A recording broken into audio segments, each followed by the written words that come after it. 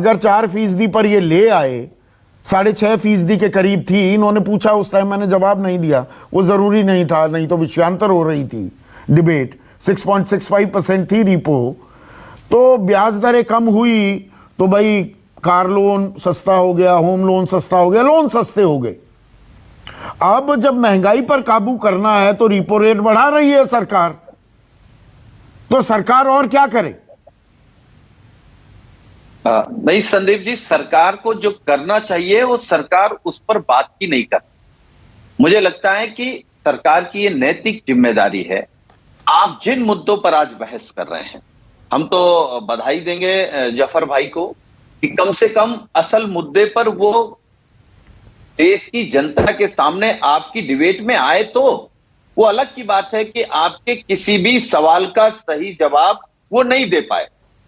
और मैं माधव आनंद को भी धन्यवाद दूंगा कि वो कम से कम सरकार के साथ होते हुए सच बोले हैं। मैंने सबको सुना। मैं केवल ये जानना चाहता हूं एक सरकार से ही, सरकार के प्रयास क्या है, सरकार की प्राथमिकता क्या है? सरकार क्या ये कोशिश नहीं कर रही टीवी चैनलों पर जो लगातार डिबेट चल रही है आज 1.5-2 महीने से, केवल हिंदू मुसलमान, मंदिर मस्जिद, ज्ञान सरकार थोड़ा चलवा रही है, इसमें मीडिया भी जिम्मेदार है। मुझे ये कहने में कोई बिना लार लपेट के मैं ये बात कर रहा हूं, मैं उसी पे आ रहा हूं। अभी एक चैनल में तो मैंने देखा कि ओपिनियन पोल चल रहा है, लोगों से पूछा जा रहा है कि जी ज्ञान वापी में वो शिवलिंग है कि फव्वारा? आम लोगों से पूछा जाएगा, यह अदालत फैसला करेगी। तो मैं मीडिया की जिम्मेदारी से मैं भागता नहीं हूं और मैं उसका हिस्सा हूं।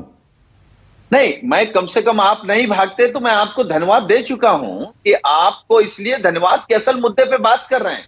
हम लोग कम से कम उन मुद्दों पर आज आपकी डिबेट में बात कर रहे हैं जिनसे देश झेल रहा है। देश का गरीब, बेरोजगार नौजवान, महंगाई किसको नहीं परेशान कर रही है? भारतीय जनता पार्टी को वोट देने वाले लोगों को भी महंगाई परेशान कर रही है। क्या उन नौजवानों को रोजगार मिल रहा जिन्होंने बीजेपी को वोट दे दिया? तो सवाल यह है, अभी जफर भाई कह रहे थे जब कोई आप सवाल करते हैं तो वो आपसे सवाल करने लगते हैं, फिर वो कहते हैं कि आपको समझाना चाहिए।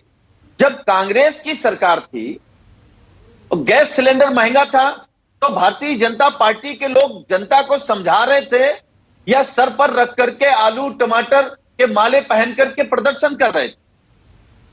महंगाई पर तब तो आप अच्छी बात करते हैं। तब आप कह रहे थे कि अगर रुपए गिर रहा है तो देश की साख गिर रही है। आज तो भी ये विपक्ष की कमजोरी दर्शाता है ना सुनील साजन।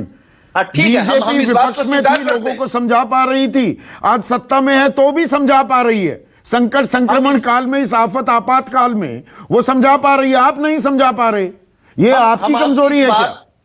हम इस बात को स्वीकार कर रहे हैं और अपनी कमजोरी भी स्वीकार कर रहे हैं, लेकिन समझाने से देश नहीं चलने वाला है। क्या डीजल पेट्रोल के दाम बढ़ जाएंगे, आटा महंगा हो गया, सीमेंट सरिया महंगी हो गई, उससे समझा के देश कहां चलने जा रहा है? जो बात विपक्ष कह रहा है भाई, असल लड़ाई क्या है? असल लड़ाई है रोजगार की, महंगाई की। इस पर भारतीय जनता पार्टी क्यों भाग रही है? आपने कहा कि जो थोक महंगाई दर है वो कितनी बढ़ गई, आपने बताया खुदरा महंगाई दर है वो कितनी बढ़ गई। तो आखिर इस पर कब बात होगी? और नहीं, बात तो देखिए, बात करना हम तो चाहते हैं, विपक्ष की भी तो जिम्मेदारी है। मुद्दे अगर आप उठाएं और उनको सड़क पर लेकर आए जो बीजेपी लेकर आती थी 2012, 13, 14 में, तो वो काम क्या वो विपक्ष की जिम्मेदारी नहीं है? पर ये जो तेल की बड़ी